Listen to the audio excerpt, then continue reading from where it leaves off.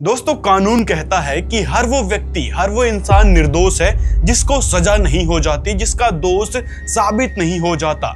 लेकिन समाज क्या कहता है? समाज कहता है कि जो भी जेल गया वो दोषी है। मतलब दोष साबित ना भी हो तो समाज उसको दोषी समझ बैठता है। और वही बात आज के समय में फिट बैठ रही है संत रामपाल जी महाराज के साथ। बेशक आरोप के चक्कर में संत रामपाल जी को जेल में रखा गया है, लेकिन समाज के लोग अभी भी कहते हैं कि संत रामपाल जी तो जेल में है, वो तो अपराधी हैं। मतलब हर एक उस इंसान को अपराधी समझ लिया जाता है जो जेल जाता है, भले ही वो आरोप के चक्कर में ही क्यों ना गया हो। इस देश में ऐसे सैकड़ों लोग हैं जो पहले आरोपी बने, फिर सालों साल जेल में रहे और अंत में अदालत क्या कहती है कि आप बेगुनाह हो। आज हम पहले उन्हीं कहानियों को समझेंगे और फिर इसी आईने में संत रामपाल जी महाराज के लंबे कानूनी संघर्ष की बात करेंगे। इन घटनाओं को सुनिए। पहला उदाहरण है, एक व्यक्ति हत्या के आरोप में 12 साल जेल में रहा, पूरा परिवार बिखर गया, बच्चे मजदूरी करने लगे। अंत में कोर्ट ने कहा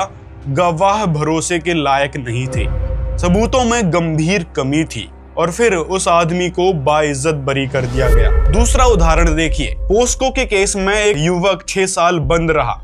बाद में मेडिकल रिपोर्ट और गवाहों ने साफ किया कि आरोप ही झूठा था, लेकिन जिस केस के चलते, जिस आरोप के चलते उसको 6 साल तक जेल में रहना पड़ा, जिस केस के चलते उसको 12 साल तक जेल में रहना पड़ा, क्या वो समय उसके लिए अब वापस आ सकता है? तीसरा उदाहरण है, एक मजदूर पर डकैती का केस बना, कई साल तक मुकदमा चला। फैसले वाले दिन जज ने कहा कि प्रोसिक्यूशन कहानी साबित नहीं कर पाया, वह बेशक बरी हो गया, लेकिन पूरा गांव आज भी उसको अपराधी मान रहा है।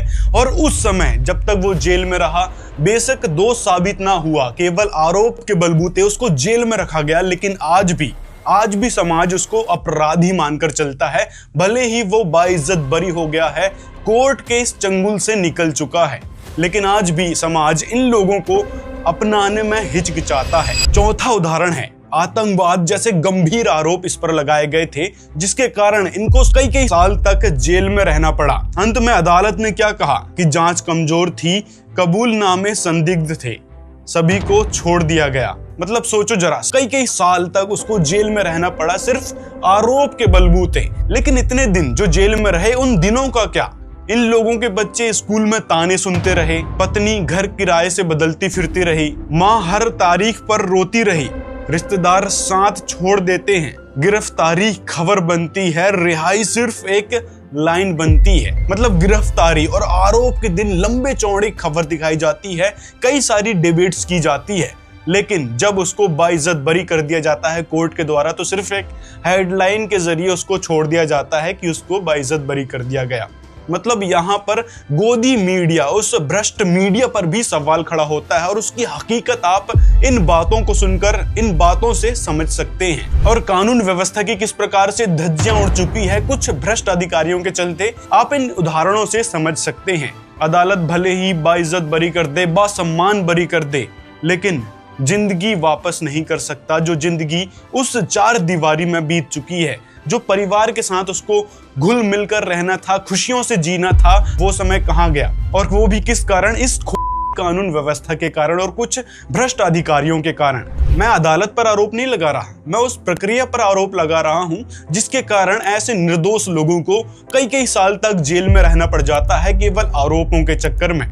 ठीक इसी प्रकार संत रामपाल जी महाराज आज ऐसे ही आरोपों के चक्कर में जेल की सजा काट रहे हैं। साल 2006 में पहला केस लगा संत रामपाल जी महाराज पर, करौथा कांड का, जिसमें एक व्यक्ति की डेथ हो गई थी और उसका इल्जाम संत रामपाल जी महाराज पर लगा दिया गया, जिसका केस लगातार चलते आ रहा था। 21 महीने तक संत रामपाल जी महाराज को जेल में रहना पड़ा, उसके बाद उनको जमानत मिल जाती है। फिर साल 2014 में श्रद्धालुओं के द्वारा संत रामपाल जी महाराज के द्वारा सीबीआई जांच की मांग की जाती है कि जो केस साल 2006 में लगा था, उस केस की सीबीआई इंक्वायरी करवा दो, सीबीआई जांच करवा दो कि सच क्या है वो पता चल जाए, क्योंकि लंबे समय से वो केस चलता आ रहा था। ना ही सीबीआई जांच करवाई गई, ना ही कोई न्यायिक प्रक्रिया का पालन किया गया, बल्कि 2014 में सतलोक आश्रम बरवाला में बैठे श्रद्धालुओं पर ही कार्रवाई कर दी गई और संत रामपाल जी महाराज पर और भी नए मुकदमे गढ़े गए, जिसमें कई सारे मुकदमे थे, जिसमें लगातार सीरीज से धाराएं काटती गई, एफआईआर दर्ज कर दी गई कि 426, 427, 428, 429, 430 ऐसे करके लगातार एक सीक्वेंस में एफआईआर दर्ज कर दी गई संत रामपाल जी महाराज के खिलाफ, जिसमें कई सारी ऐसी धाराएं हैं जैसे 426, 427। इन केसों में संत रामपाल जी महाराज बाइज्जत बरी हो गए हैं। ड्रग्स एंड कॉस्मेटिक एक्ट लगाया गया था कि देखो संत रामपाल जी महाराज के आश्रम में ऐसी ऐसी दवाइयां मिली, अश्लील दवाइयां मिली, उस केस में भी संत रामपाल जी महाराज को बाइज्जत बरी कर दिया गया। और फिर साल 2018 में सजा सुना दी गई थी 429 और 430 के केस को लेकर, जिसमें संत रामपाल जी महाराज को आजीवन कारावास यानी उम्र कैद की सजा सुना दी गई। लेकिन अब आता है साल 2022। साल 2022 दिसंबर में क्या हुआ? जो साल 2006 में करौथा कांड का जो केस लगा था जिसमें एक व्यक्ति की मौत हो गई थी, उस केस की सुनवाई की जाती है। संत रामपाल जी महाराज को उस केस से बाइज्जत बरी कर दिया जाता है। मतलब साल 2006 में जो घटना हुई थी उससे संत रामपाल जी महाराज का कोई लेना देना नहीं था, ना ही उन अनुयायियों का कोई लेना देना था। इस कहने का मतलब है कि साल 2006 में जो आरोप लगे थे उस केस का क्या हुआ? ठीक उसी प्रकार जैसे 12 साल, 6 साल, 15 साल, 17 साल लोगों को जेल में रहना पड़ा, वही उदाहरण यहाँ पर फिट बैठता है।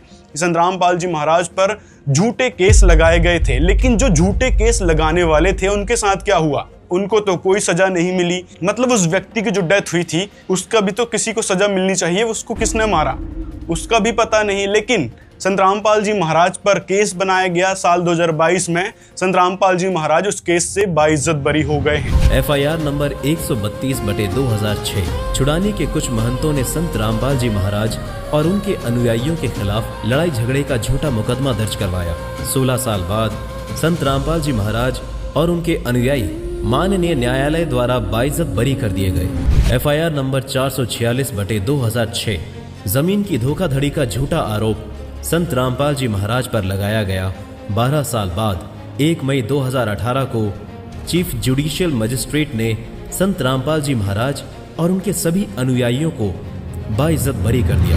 अब आता है साल 2025। संत रामपाल जी महाराज को जो उम्र कैद की आजीवन कारावास की सजा सुनाई गई थी साल 2018 में 429 और 430 वाले केस में, उस सजा को हाई कोर्ट के द्वारा सस्पेंड कर दिया जाता है। अब यहाँ पर कई सारी बातों का खुलासा होता है, जैसे साल 2014 से संत रामपाल जी महाराज लगातार जेल में हैं।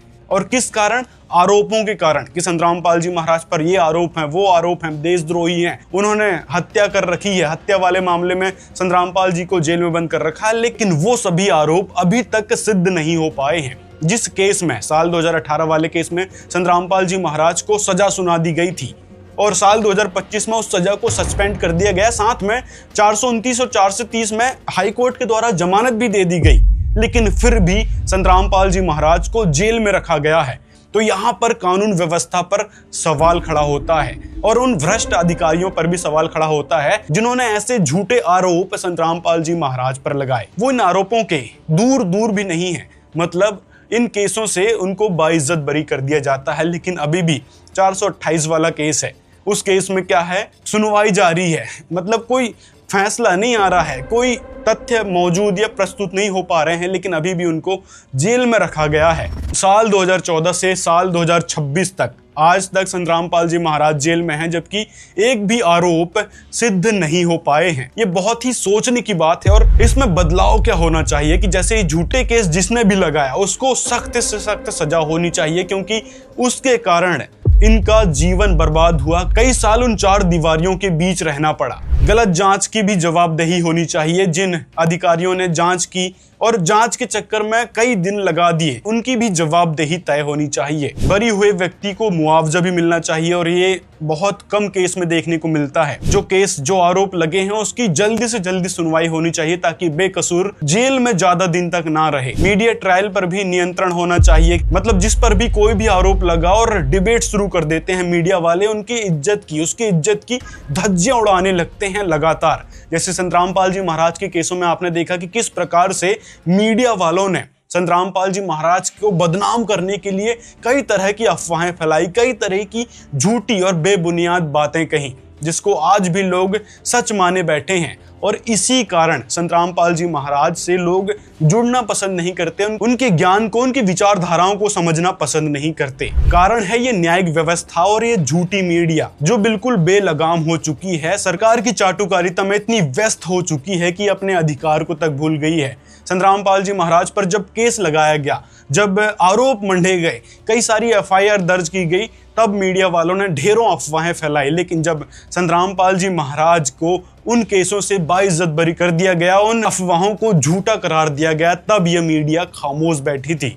एक भी शब्द इनके जुबान से नहीं निकले, सिर्फ एक हेडलाइन चला दी गई कि संत रामपाल जी महाराज इस केस से बाइज्जत बरी हो गए। लेकिन उस समय इनके ढेरों वीडियोस, 100 से ज्यादा वीडियोस इन्होंने पब्लिश कर चुके थे कि देखो संत रामपाल जी महाराज तो आरोपी हैं, ऐसे ऐसे उन पर दोष लगे हैं, और कई तरह की अफवाहें उनके बारे में फैलाई गई थी। लेकिन जब वो बाइज्जत बरी होते आ रहे हैं तो उनके बारे में कोई खबर नहीं दिखाती, ना ही कोई डिबेट करती कि एक संत को किस प्रकार फंसाया गया, किस प्रकार से झूठे इल्जाम लगाए गए और उसके बाद वो बाइज्जत बरी होते हुए आ रहे हैं। और जिस केस में सजा सुना दी गई थी साल 2018 में, उस सजा को लेकर भी कई सारे वीडियोस डाले, कई सारी डिबेट्स की। लेकिन जब संत रामपाल जी महाराज की उस सजा को सस्पेंड कर दिया गया, तब ये मीडिया वाले बिल्कुल खामोश थे। तो लोकतंत्र का चौथा स्तंभ माने जाने वाली इस मीडिया की आप दुर्दशा देख सकते हैं कि किस प्रकार से ये बिकाऊ हो चुकी है, जिसके कारण अब यूट्यूबर, जो नए नए यूट्यूबर आ रहे हैं, उनको लोग सुनना पसंद करते हैं क्योंकि वो ही सच्चाई सामने लाते हैं। आजकल रील्स, इंस्टाग्राम में लोगों को ज्यादा भरोसा है, ना कि इन मीडिया चैनल्स पर। ये मीडिया चैनल किस प्रकार से प्रोपोगंडा फैलाते हैं, लोगों की छवि को धूमिल करने का भरसक प्रयास में लगे रहते हैं। जैसे इन्होंने साल 2014 में संत रामपाल जी महाराज की छवि को धूमिल किया था। लेकिन जब संत रामपाल जी महाराज लगातार साल 2017 में बाइज्जत बरी हुए 2 केसों में, उसके बाद 2022 में उस करोथा कांड वाले केस में बरी हुए, उसकी कोई खबर नहीं चलाई, ना ही उस पर कोई डिबेट की। साल 2025 में संत रामपाल जी महाराज की सजा को सस्पेंड कर दिया गया, उस पर भी कोई डिबेट नहीं की। तो इस भ्रष्ट मीडिया की हकीकत समझ सकते हैं। और कानून व्यवस्था पर भी बहुत बड़ा सवाल खड़ा होता है। मतलब झूठे आरोपों के चक्कर में कई सारे लोग अभी भी जेल में हैं और अंत में क्या होगा, उनको बाइज्जत बरी कर दिया जाएगा। लेकिन जो दिन उस 4 दीवारी के अंदर बीत गए वो तो वापस नहीं आने वाले। तो बहुत ही सोचने का विषय है। और सोचने का विषय ये भी है कि जो लोग संत रामपाल जी महाराज को गलत समझ रहे हैं, या फिर उन लोगों को गलत समझा करते थे जो कई सालों साल जेल में रहे आरोपों के चक्कर में, केसों के चक्कर में, कि केस चलते आ रहे हैं, तारीख पर तारीख दी जा रही है, उस चक्कर में समाज के लोग, रिश्तेदार, परिवार वाले और गांव वाले, यहाँ तक कि न्यूज चैनल में या अखबारों में जिन्होंने खबर पढ़ी, वो लोग तक उनको दोषी मान चुके थे, उनसे नफरत करने लगे थे। लेकिन जब उनको सच्चाई का पता चला कि किस प्रकार इन पर झूठे आरोप लगाए गए, झूठे आरोपों के तहत उनको जेल में रखा गया, सालों साल उनकी तारीखें चलती रही, लेकिन फैसला क्या आता है, उनको बाइज्जत बरी कर दिया जाता है। ठीक इसी प्रकार संत रामपाल जी महाराज पर कई सारे आरोप लगाए गए, कई सारी अफवाहें फैलाई गई, लेकिन अंत में क्या हुआ, संत रामपाल जी महाराज लगातार बाइज्जत बरी होते हुए आ रहे हैं। लेकिन समाज में जो खौफ फैलाया गया, जो अफवाहें फैलाई गई, वो अभी भी लोगों के दिमाग में घर कर चुकी है कि किस प्रकार संत रामपाल जी महाराज दोषी हैं। जो अफवाहें फैलाई गई थी उस पर अड्डी खोए पड़े हैं, जिसके कारण तरह तरह के सवाल खड़ा करते हैं कि वो तो देखो जेल में हैं, उनकी बातें क्यों सुने। मतलब जेल में होने से आपको ये समझना चाहिए कि जेल में होने से कोई व्यक्ति दोषी नहीं होता जब तक उस पर दोष सिद्ध नहीं होता। संत रामपाल जी महाराज पर बेशक ढेरों आरोप लगे थे, लेकिन सभी आरोपों में संत रामपाल जी महाराज लगातार बाइज्जत बरी होते आ रहे हैं।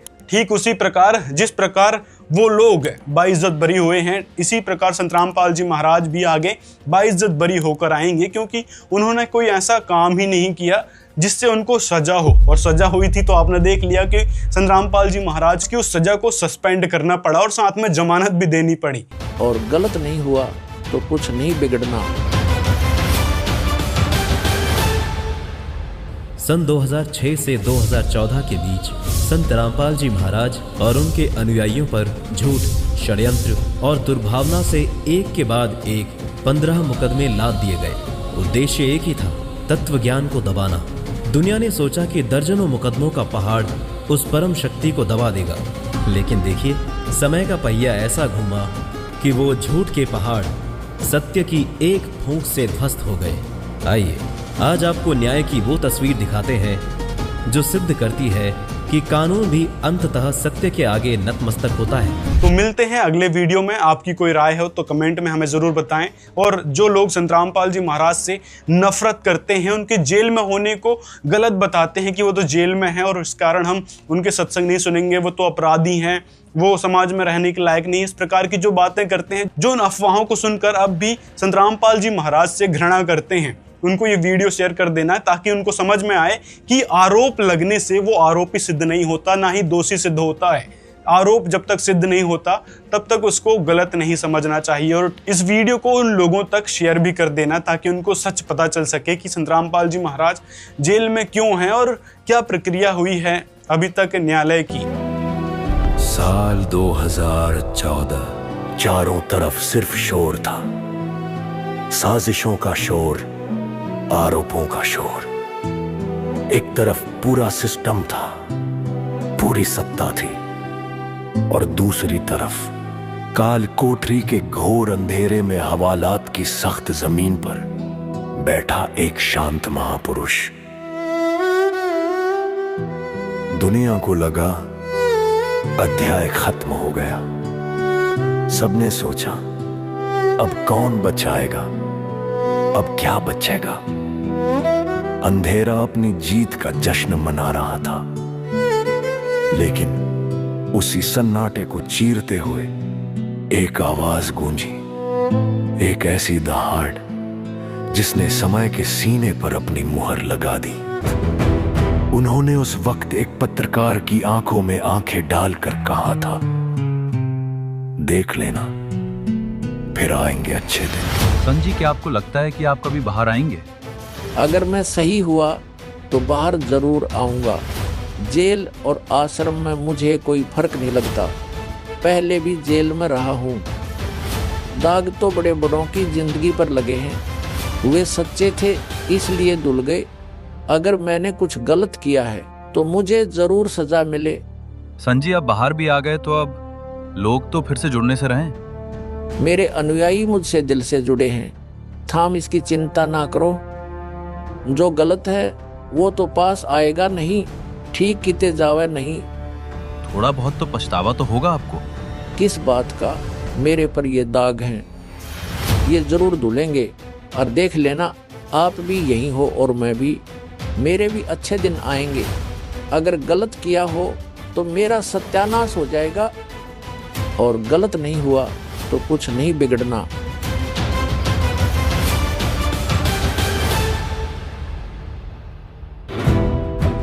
सत्य परेशान हो सकता है, पराजित नहीं।